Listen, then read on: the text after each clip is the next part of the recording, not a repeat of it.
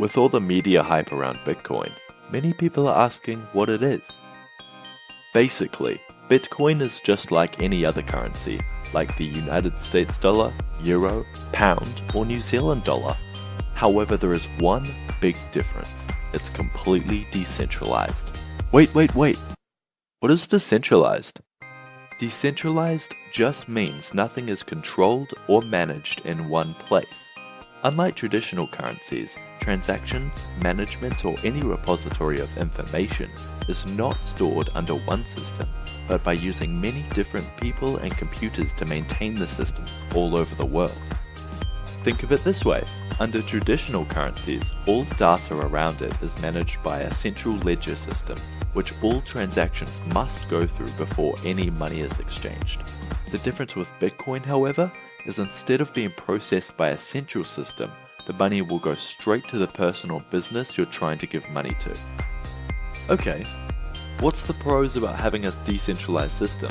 Our traditional one seems to be doing fine, isn't it? Well, by having a system that can go straight to the other person or business, it will have much less administration costs.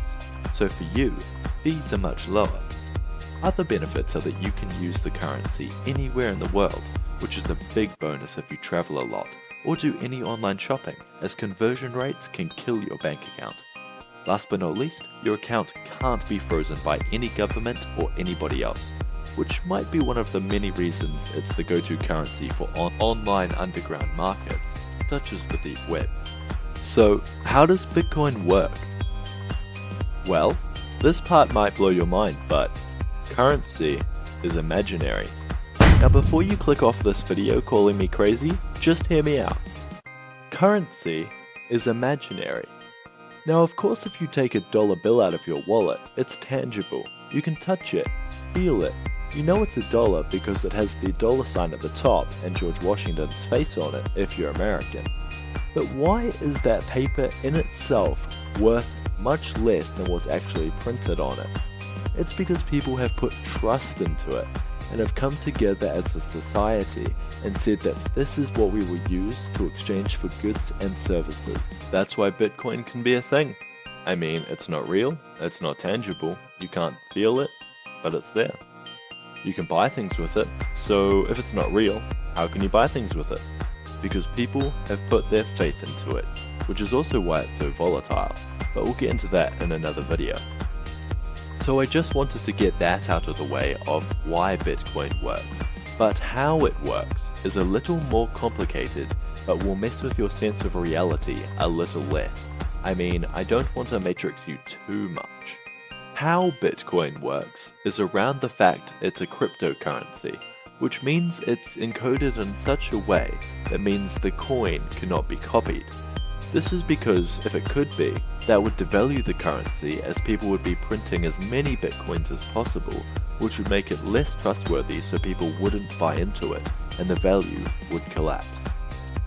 As we talked about with the central ledger system before, and how Bitcoin doesn't go down the same path, this is where their system of blockchains comes into play.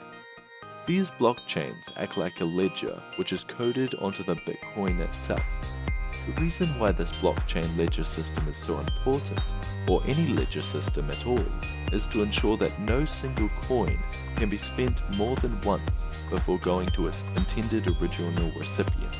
Otherwise, people would buy as many things as possible with the same coin, but only the person who sold the original purchase would actually receive any money, which would be a pretty serious problem. I know I've got you excited about what Bitcoin is, so how do you get it? Well, there are actually quite a few ways to possess Bitcoins.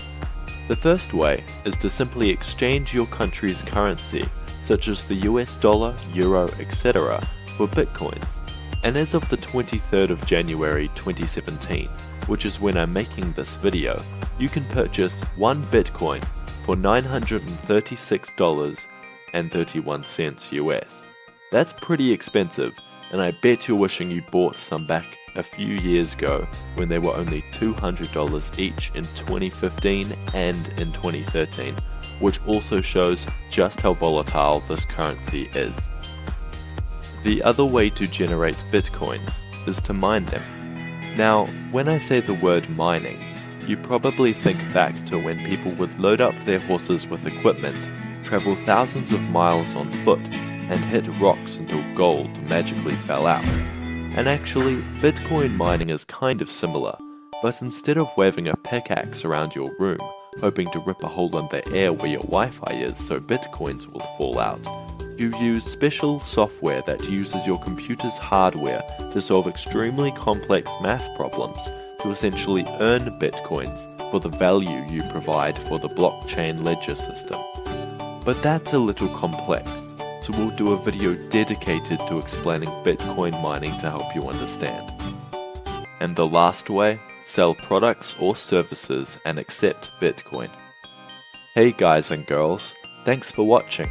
I would just like to thank our actors, Fred the main man, Vanessa the businesswoman, Ghosty the ghost, Vlad the vampire, Valerie the seller, and Monty the miner. If you like this video, give it a thumbs up. Don't forget to share it with your friends. Remember, sharing is caring. We've got a ton of plans for this channel, so be sure to stay up to date by subscribing. Thanks.